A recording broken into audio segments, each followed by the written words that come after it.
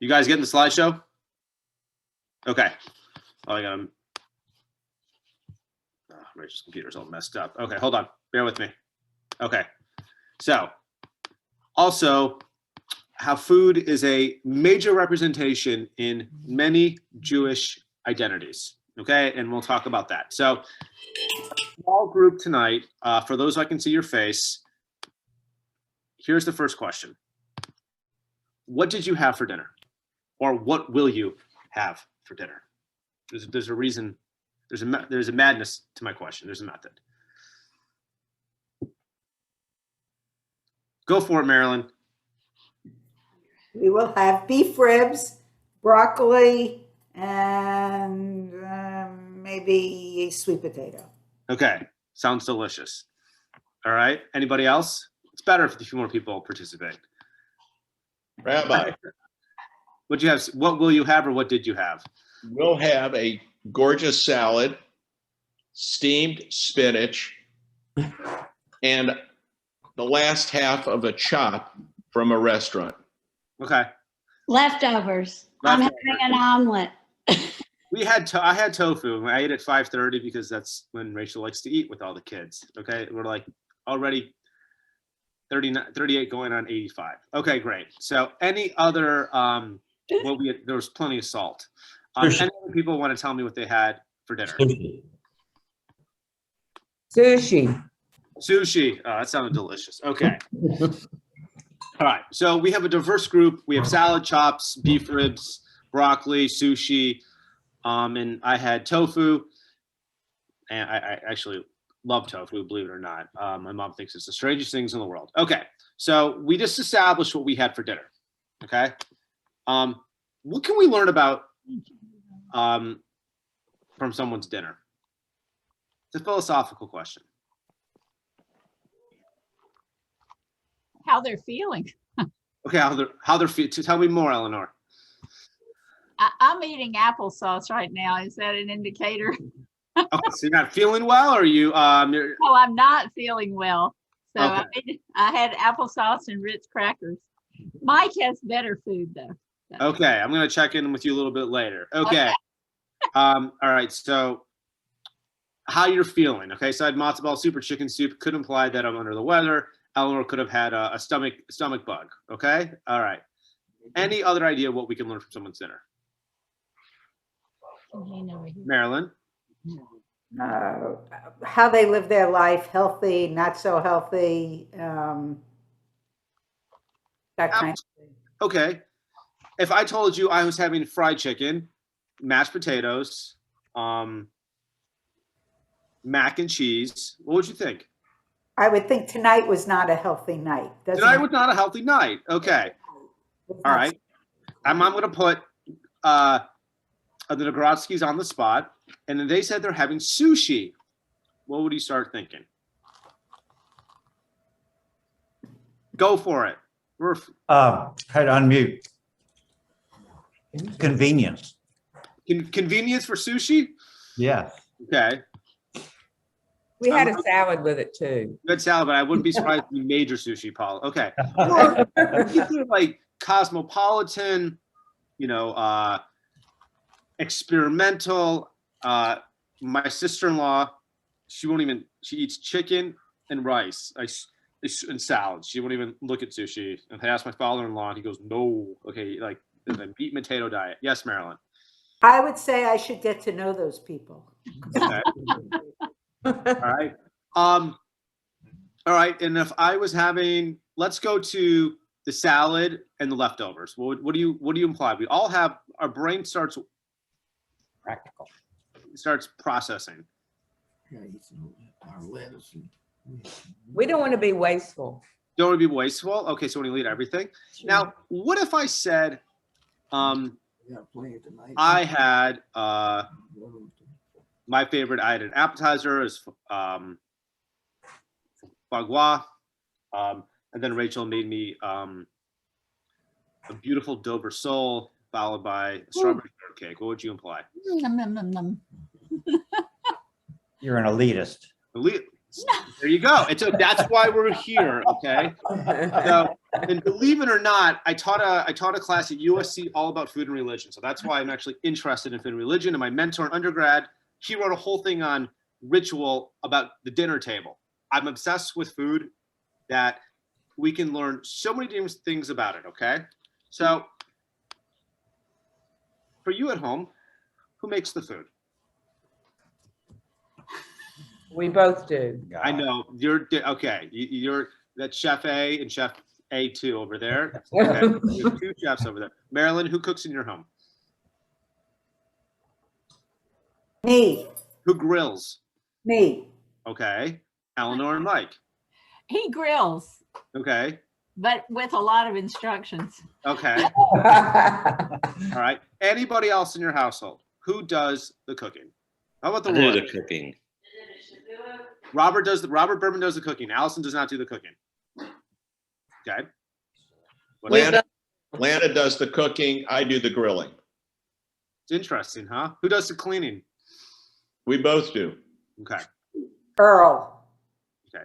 Now, in every your households, did anyone ever notice as to who cooks, who does the grilling? Did it any ever a discussion in your house? Discussion. Like, what do you think about it? No, Like autopilot, right? Okay. Here's another question. Who served first? Same time. Same time. Most same time?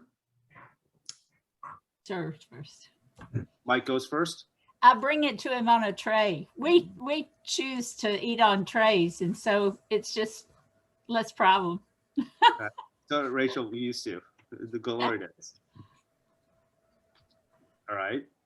What if it's a pre-COVID, well, now we're post-COVID, holiday meal? Who's going to get served first at your household? You ever We do- line up and get it. Okay, you have a buffet style. Marilyn? It depends who's sitting closest to the kitchen because we pass the food around that way.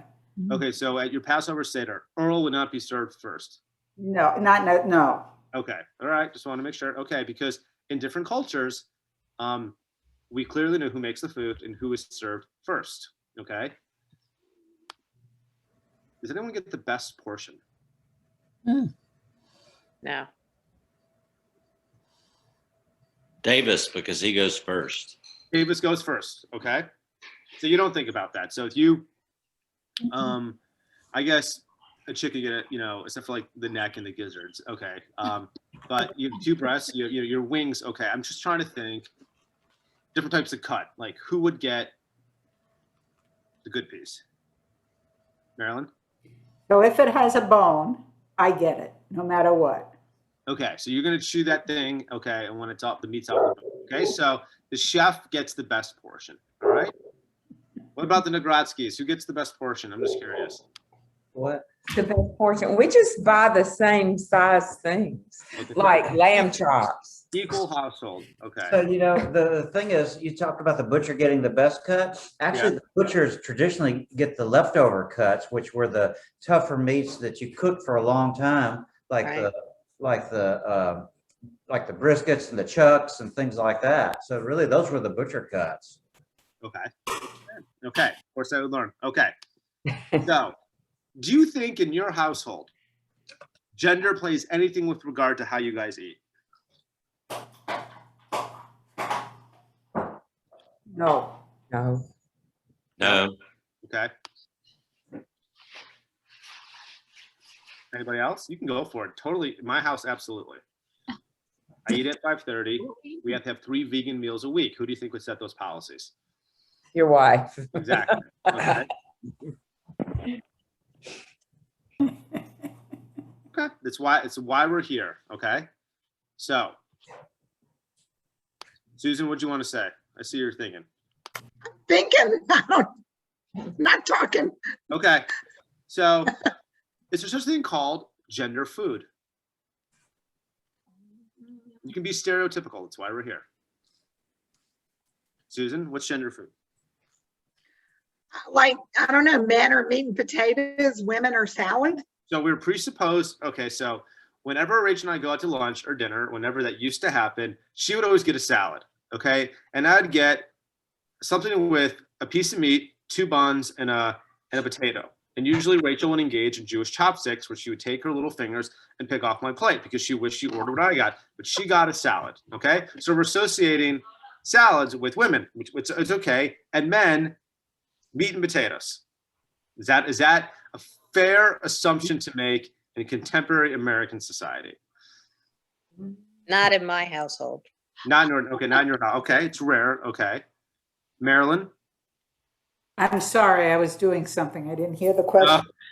I asked you what your bank account number was. Okay, do you think there could be gender food? Do I think there could be? Yeah. Okay. All right. Not in my household, but yes, I think. Okay. That's it. Okay, not in your house, but in general. Okay. I used to like kale. I always like. I don't know a lot of men who like kale. Okay. I always consider like kale the obnoxious lettuce that we bring home from college, who's like the know-it-all compared to the romaine lettuce. But you understand my point. Okay. Food can teach us something. All right. So now we're going to talk about part of the reasons why I love the South. Okay. Barbecue, would you say even in Alabama, it's a staple tradition? Yes. Yes. Okay. What's our barbecue sauce? Red sauce. Red sauce. And I know we have the vinegar that we got from the Carolinas, correct? The white barbecue, but what kind of barbecue do we like? Sweet pork. You said someone's pork, right? Okay. Pork, brisket. I prefer brisket. Okay. But if we were in Texas, what is their barbecue? Brisket. Brisket. But what animal? Beef. Yeah. The beef. Yes, the beef. Okay. I know. Robert, what's the name? Oh, you would tell me. The guy who's from South Carolina, he's got a place out somewhere near here. What's it called? He makes a pulled pork. What is it? Rodney Scott. Rodney Scott. Okay, so pulled hog, right? So Southern barbecue, it's a thing. Okay, whether you're in Tennessee, there's a difference between Memphis, or if you even go to Kansas City. But I lived in Nashville. Barbecue was paramount everywhere you go in the South. I can't speak for New Orleans. It's a different, French Southern cuisine, but barbecue is the great unifier of Southern culture. Okay, and how do we make barbecue? How do we make it? Ketchup. Ketchup. Okay. What apparatus? A smoker. A smoker. Okay. Or if you don't have a smoker, you get ribs. You put them on. You put them on the grill. Okay. Okay. But we need smoke. We need heat, and we need fire. Okay. So We buy ours at Golden Rule. We never cook it ourselves. you never cook your own barbecue yourself. No, we just go get it at Golden Rule. It's not called Golden Rule anymore, Glenda. Huh? It's not called the one on 31. Arndale. There's one in Arndale, Oh, okay, because That the one is. on 31. and it's the best. So, believe it or not, there's been great scholarship about Southern barbecue in academia, like legitimate scholarship, that whenever we invented the smoker and the idea of smoking meat, Southern barbecue became a representation of Christianity. Oh, God. Okay? Okay. So think historically. When would let's not think as Jews here, but okay, think of American anthropologists. When would we gather together and have a smoked barbecue? When do you think, what day of the week? The 4th of July. 4th of July. Okay, not what holiday, but what day of the week? In a 7-day week period. The weekend. Sunday, Sunday. Why Sunday, Marilyn? the family day. What are we doing in the morning? We go to church. We go to church. We're going to church. Okay, so this is where Southern barbecue eventually, started becoming, have deep religious connotations. And you're gonna get mad at me because next time you go to Dimitri's, you're gonna think, "Oh my God, I'm engaging in idolatry." Okay, but there was something symbolic of early Southerners taking the pig and putting it on the barbecue. All right, we have a special guest. Say goodnight and go back, okay? Say Hag Sameach. Okay. Aw. All right. Rachel. She's got another one to do. Sorry, guys. Okay, and Rachel. Oh, no, it's Precious. No, the president is on. You know, he's gonna call me and say, okay. Anyways, all right, Robert, you didn't see this. Okay. It's okay. It's Precious made my night. He's had to mute himself.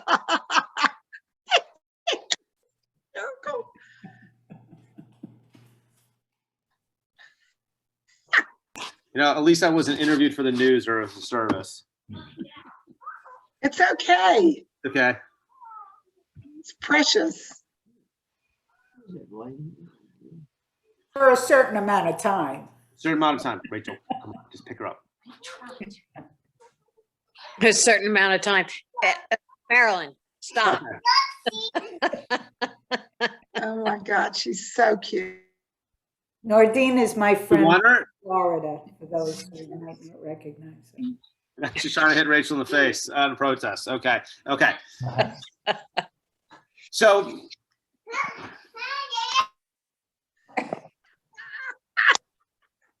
guys, anyone? It's okay. We're Neighbor gave her an ice cream cone. Way too late. All been there. All been there. All right. So What does that say about her food?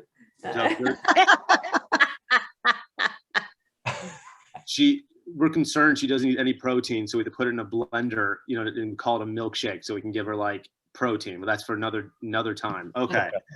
But so early scholarship indicated that, believe it or not, when they put the pig into the smoker and began to smoke it, it became, and you're going to roll your eyes, but this is legitimate scholarship, it became a metaphor. And what metaphor do you think that was for Sunday goers when they put the pig or the cow onto the barbecue? What type of sacrifice? Go for it. One-sided. One-sided. Okay. What sacrifice is really important in Christianity? I don't know. I am. Jesus. Okay. The sacrificial.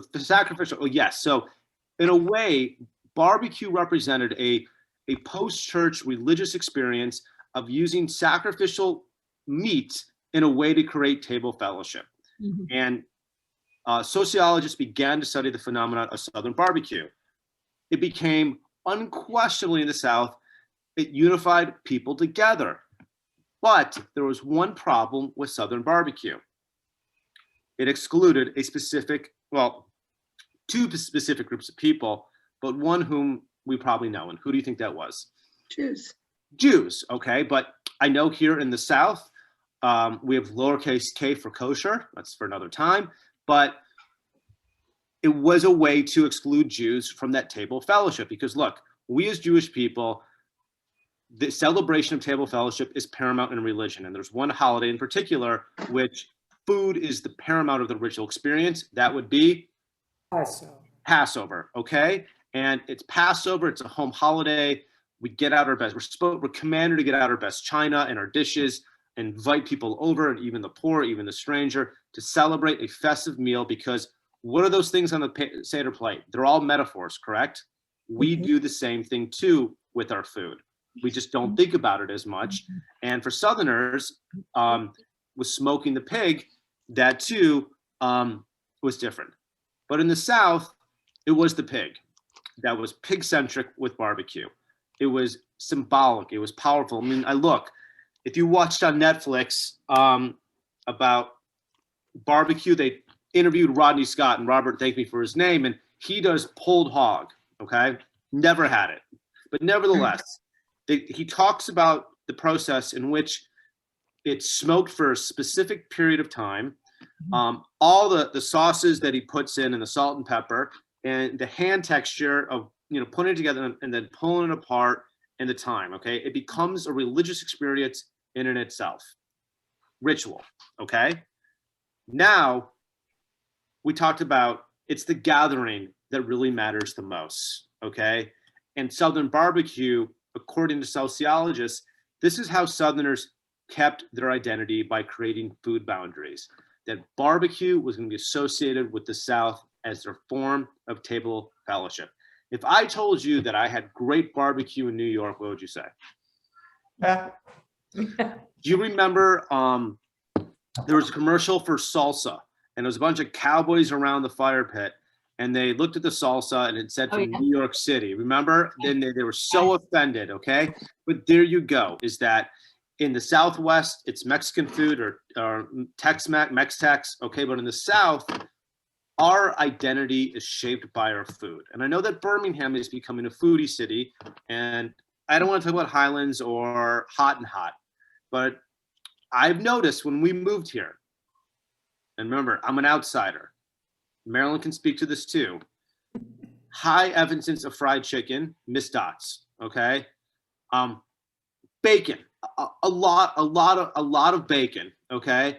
Pork, not to offend, but that is the unifier in Southern culture. The beverage, and what is the beverage? Tea. Tea, sweet tea, okay? Sweet It's tea. sweet tea, all right?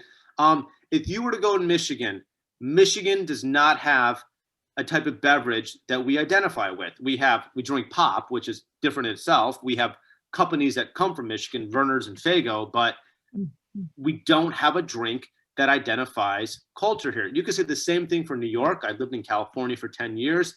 There was nothing there in California, don't say the avocado, that would define Californian food. I mean, it's fresh. You can get fresh food here. But Southerners, in a way, food defines who they are. Would you guys agree with that assessment? Yes. I'm nervous with the Negrassi's. We have our two chefs. Would you agree with that assessment? I think we have changed to be more careful about what we eat. Like when we go to a barbecue place, I get the smoked turkey. That's what I ate. And Paul gets the ribs. The ribs. They fall off the bone. Yeah. You don't even know that's for it. Exactly. But anyway, okay, so more conscious. I mean, there's some hoity-toity shops in Mountain Brook Village. I mean, it's becoming foodie here. It's changing, okay, especially with Highlands. But if we were to go to Mississippi, I think we'd have a lot of things in common. My first experience with Southern food was outside Montgomery in a restaurant called Martha's Place. Catfish, collard green, Southern identity, food that would never exist in Michigan, okay? So when we think about it, when you drive past Dimitri's or what's the moon place called? Half Moon? Full moon. Full Moon. Historically, this became a way to complement the Christian ethos in the South by barbecue, okay? And I said it's symbolic, okay? Now, let's talk about Jewish food. First, what is Jewish culture to you?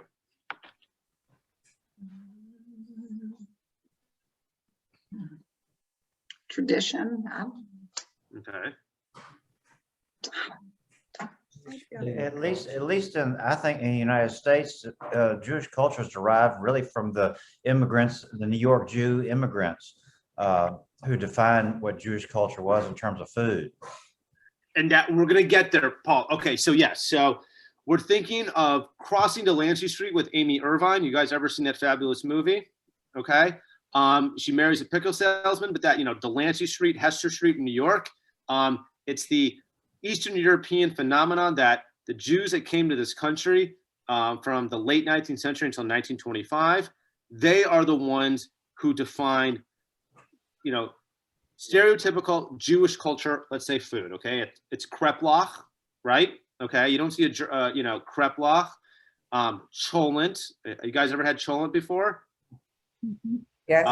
Cholent, whitefish salad. I know Chabad had delicious whitefish salad. Lox, all right? If you ask a good Sephardic Jew living in Iraq how much they had lox and cream cheese on the bagel, you'd probably get hit in the face, okay? I know corned beef, salami, the filter fish, blintzes. Actually, gefilte is stuffed, but yeah, it's stuffed fish and blintzes, okay? But the German Jews who came here between 1830 and 1850, many of whom are from this congregation, they weren't eating like that. They were a lot more civilized in culture. So more than likely, they were probably eating what traditional Southerns would eat in the mid 19th century. Okay. But no, their story, though they were the first to arrive here with great influence, it's my people, Anna Davis, who came over here and they defined what Jewish culture would look like. Okay. We see it all over the movies. I mean, after all, in the history of the world with Mel Brooks, when he does the Inquisition, it's my favorite part is all the Yiddishkeit Jews are, in they're in the dungeon, the Inquisition, what a thrill. But it didn't look like that. But that is the dominant factor of Jewish culture and Jewish cultures for food. And as Paul would say, it is a complete fallacy because it's a lot more complicated than we could possibly imagine as Jews. But all of us have our own worldview of what Jewish food look like. I did it last week, okay? So I believe I don't like New York deli, I like Michigan deli. So every time my mom comes, Steve's, okay, the salami I get and the corned beef, that's what I'm used to, okay? I think it's the end all be all. It's what I like, all right? My father-in-law brought hard salami from a Jewish deli in Florida, southern, Boca Raton. They have plenty of delis, okay? I started judging it, just watch how this worked, based on the wrapping, okay? It was still like $20 a pound, or whatever it was, okay? And he bought me a ton, but I automatically assumed it wouldn't be as good as my food from Michigan. Same thing with the tuna fish that they got. Even tuna fish in Michigan was better. But I looked at Jewish food and I said, this to me isn't authentic. Okay. I did the same thing here. I went to Crestline Bagel, and hopefully don't tell the owner. It hurts my mouth to eat it. It's too doughy.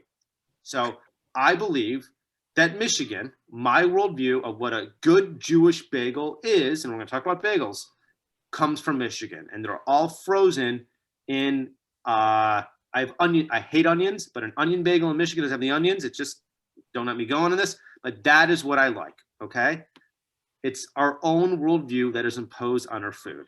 Okay, so really we have Jewish cultures. Okay, so for your Passover Seder, I'm sure all of you have a recipe for your haroset, correct? One time I had Yemenite haroset. Okay. My thrill for a Passover Seder is to stuff my plate with the haroset that we normally use. Okay, with the walnuts, the cinnamons, the manischewitz, the apples, whatever we use. That is our haroset. Okay. This haroset was such a disappointment to me. It was if my great grandmother, blessed many, was she alive, she would have completely dismissed it. It's halachically kosher. It's kosher to Passover. They've been doing it for thousands. How many Jews were in Yemen? But I automatically dismissed it because, again, our worldview of what we deem authentic Jewish food, we believe was violated. Okay. So at the end of the day, let me ask you a question. What is Jewish food then? Do we have Jewish food?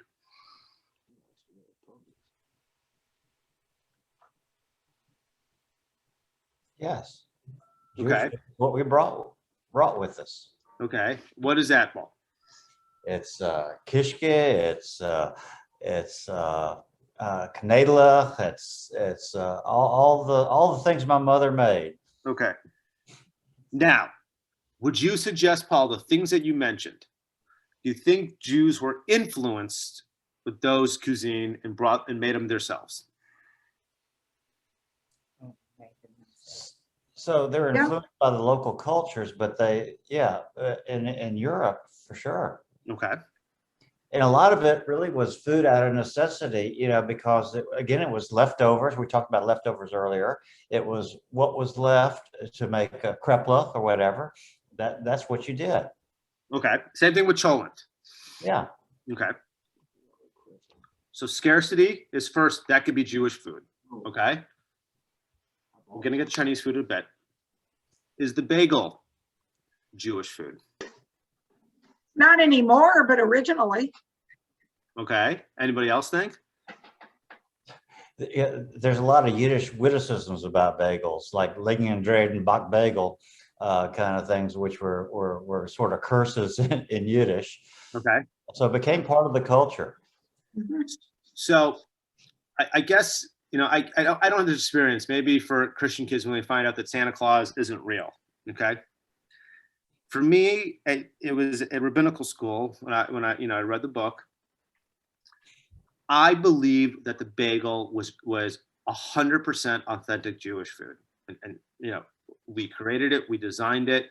We are the ones who created dough with a hole in the center. We are the ones who, the wheat bagel, even the salt stick. Okay, you guys don't know. You guys know the salt stick? Okay, Southerners salt stick. Maybe Not really. It's It's like just bagel dough, bagel. right? There's no hole. Yeah. It's like a salt stick. Okay, all the kids like it. Yeah. Okay? It hurts your mouth though. Okay. I thought for sure the bagel was Jewish food. And then someone punched me in the gut. There are so many different cultures that have a bread-like cuisine with a hole in it. And it was constantly picked up from different cultures. And the Polish, around 800 years ago, really are the ones who perfected the bagel. All right? But you can see it in Asian cuisine 1,000 years ago. So what does that say? Is that we, the Jewish people, liked the bagel whenever we were in Eastern Europe, and we made it our own. But it's not authentically Jewish. Isn't that heartbreaking? Yeah. Okay. So I guess I just have a question. So Go for it. authentically Jewish. So I'm a Jew by choice, Okay. and I like to cook. So I have experimented with Ashkenazi cooking, Israeli cooking, Iranian, or I don't know, they don't call it Iranian, but Persian cooking. So Okay. they all have a different flavor, a different. So is that it? And to me, that's all Jewish. Okay. It's just from a different area. So is there really a Jewish cooking? So all questions are great, Nordine. Okay. Paul and Glenda, I'm going to put you on the spot. What's the name? I can never pronounce his name, of the Russian-Israeli chef, Michael Semen. Say it for me. Oh, Russian. Semenov. He has a restaurant in Philadelphia. Solomonov. Okay. This is his thesis, that when he went to Israel to get inspired, when he went there were, of course, Ashkenazic Jewish cuisine, called the kreplach, okay? But then he got hit with Iranian Jews, Yemenite Jews, Jews who come from Iraq, Morocco, the Middle East, Jews who come from Russia. And his thesis, based on this experience, was that Jewish food is not this set course or the set identity. Like we were to go to like a Chinese restaurant, okay? It's everything from anywhere that we have identified to us as something important. So in a way, there's a few things that are indigenous, I guess, to Jewish cuisine. I mean, maybe gefilte fish, a stuffed fish, or cholent, because it was such a poor person's food. But for the most part, that is his thesis, is that Jewish food is so diverse and unique. I remember the time I led Passover Seders in Belarus. And when you go to Russia, go to a former Soviet, you know, you're concerned of being disrespectful. You gotta make sure you get everything right. When we got the meal, it was herring. Okay, so herring, do you like it or don't like it? Okay, but this herring they used purple, like a purple mayonnaise on top of it with beets. I don't like beets, and the purple mayonnaise. And my good friend Josh was in the military. He would eat anything. Both of us looked at each other. you couldn't pay us to eat it. And we both said, oh, we're allergic to herring. What are the odds? Okay. But nevertheless, okay, wherever we go, so that is the heart of it. Okay. And then I've talked about this before. Chinese food. Why do Jews eat Chinese food? It's open. It's open. It's open on On Christmas. Christmas. Because they're not Christians. They're not Christians. But a lot of it, is, I mean, you can get things in Chinese food that are relatively kosher. You can get stir fries things. You can get, there are many dishes that are, I guess, for modern Jews, gluten-free, but you can get many things that are sort of kosher-like. Veggie. Yeah. Veggie. Okay, so you're close. Yes. So what we know in Chinese cuisine is that they don't do milk and meat. Okay, you go through the menu, go to China Express. You're not going to find a milk and meat option. All right. So in the 1930s, the 1940s, those Eastern European Jews who came to this country, they felt that it was safe treif. It was a rhyme that they would eat a wonton, as Paul had said. It was like the kreplach. Okay, more than likely there was pork in there, but it had the same color as meat, and what you don't can't hurt you. So they liked it. And when they went to the Chinese restaurant versus the Italians, there was animosity between Jews and Italians early on in the 20th century. But they had the immigrant story, and there wasn't crucifix or angels on the wall, and they felt cosmopolitan, like fancy for the first time in their life, that going out to dinner and going to the Chinese food, it became a way for them to become an American. So it was food, not because it was open on Christmas, that's the default answer, but it was a foreign food that made American Jews feel American. It wasn't anything in their cuisine that could showcase their Americanism. I mean, you would think with the rise of delis, Katz's Deli, and I was in New York a few years ago when Carnegie Deli was going out of business, the line was out the door, but it all tastes the same. I know that's a shanda to say, okay? Rye bread will be a little bit different. You have the caraway seed, but nevertheless, corned beef, the pastrami, it's relatively the same. And I know people like to write books about delis, like the best delis in America. I always find it ridiculous. I think it's the same food and always overly priced, okay? But that was not what got her foot in the door. It was foreign food that made Jewish identity in this country prosperous. So, so why do we, and then, believe it or not, I wanted to tell you, kosher food became cosmopolitan for non-Jews. Basketball stars, athletes thought eating Jewish food, what they perceive to be holy food, has nothing to do with holy, it just means proper food. They believed by hiring a chef to make kosher cuisine would make them better athletes. It's in Sue Fishkoff's book called Kosher Nation that it was like philo-Semitism, love of Jews. If we eat Jewish food as prescribed in the Bible, we will be better athletes, in this assumption that we will be healthier. And believe me, kosher food is a complete fallacy. A calorie is a calorie. If you don't believe me, you go to Israel. We'd say in Yiddish, tons of gross, unhealthy people. It doesn't matter. Same thing with organic food, okay? Organic is a French word. It means you pay too much, okay? So on Shavuot, we eat dairy for the sweetness, the milk of Torah and its tradition, okay? But food, when we look at Judaism, it can be a great way for us to create ritual experience. Look at after Shabbat services in a pre-COVID world, what are we most excited about? Challah. What was that? Challah. Challah, okay. Hold on, let me turn the monitor off. You probably can hear that. Hold on. All right. Mute us. I just That's the monitor to the nursery. Yeah. I love it. I love it. Hey, Rabbi, the pigs in blanket. Pigs in blanket. Okay, what do we call that? The oneg, right? The oneg, the joy of food. We have our bow tie display. We have our hummus, our challah. We have our veggie tray. The pigs in the blanket. The lemonade drink that we put together. Okay, and the water thing. All right. We make a beeline to the oneg. Okay. They want to make sure the rabbi sermon's short. We go a beeline to the oneg. All the kids are stuffing their face with cookies, and we're kibitzing. It's again, we end Shabbat by eating. That's what we're supposed to do, okay? And that's why the oneg is such a symbolic marker for the Shabbat service. If we didn't have an oneg, if you went to a large congregation or a medium size and in pre-COVID and they didn't have an oneg, what would you think? We're going out to eat. You're going out to eat, okay.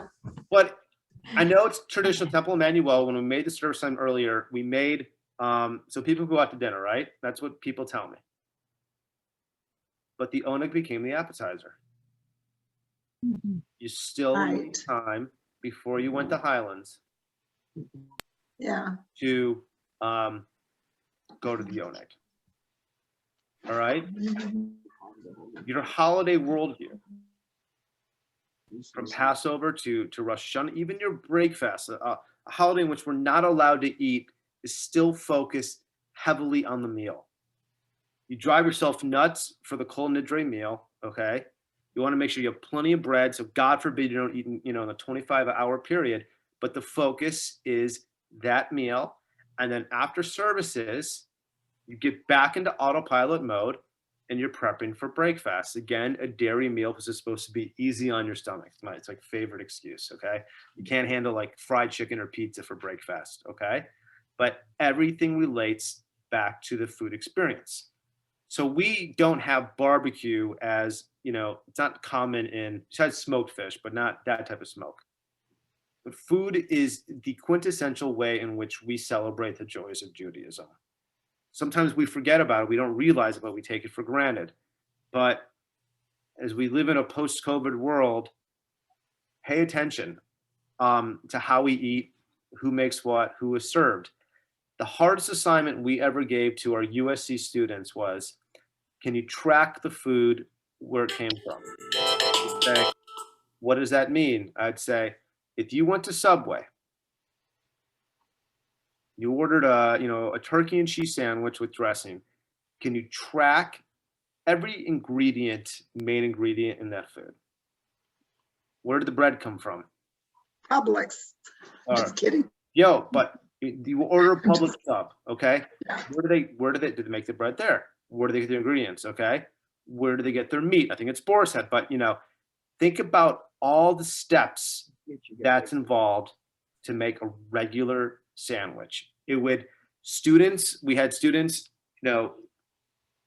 they would track 5 degrees past the turkey, from the distributor to the butcher to the farm, even they had an egg sandwich at Dunkin' Donuts. They figured out a way to track all of their food and all of the food chain, supply chain, and where it comes from. It would knock your socks off how complicated the supply chain is. What goes into making a sandwich at Jersey Mike's. Just something to think about. That's what we do. Okay. I'm not going to do that to you. You would, I remember Trader Joe's, how they the pre-made meals? Yeah. You get like chicken tikka masala, delicious. Trader Joe's was they gave up the most walls. They were really, really, really secretive about where their food came from. It's funny, just something to think about. Okay. So any questions? And before I give you 15 minutes, before you look at the Book of Ruth, a common story we read on Shavuos.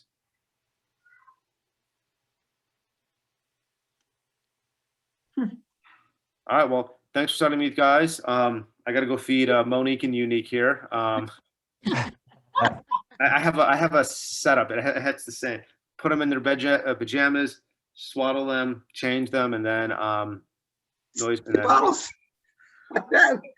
is my time. I get 2 feeds a day from my experience. Okay. So anyway, they're gonna get something else. What do you think they think about it? They get their 27 calories per ounce. We actually got to test it. Is that crazy in today's world? Wow. No. It makes sense to me. 27 Yeah. calories per ounce. Okay, not 20, but 27. Okay, so Yeah. anyway, and half of it goes on this one. This is why when you see me teach, it's the one that takes the most spit up Yeah. sweat. Okay. All the best, guys. Hag Sameach. We have services tomorrow at 11. Yisker. Oh, yeah. You probably will watch it online if you want to watch. But anyway, Hag Sameach. Okay. Love seeing you guys. All the best. Thank you, Rabbi. Thank you. Thank you so much. Thanks.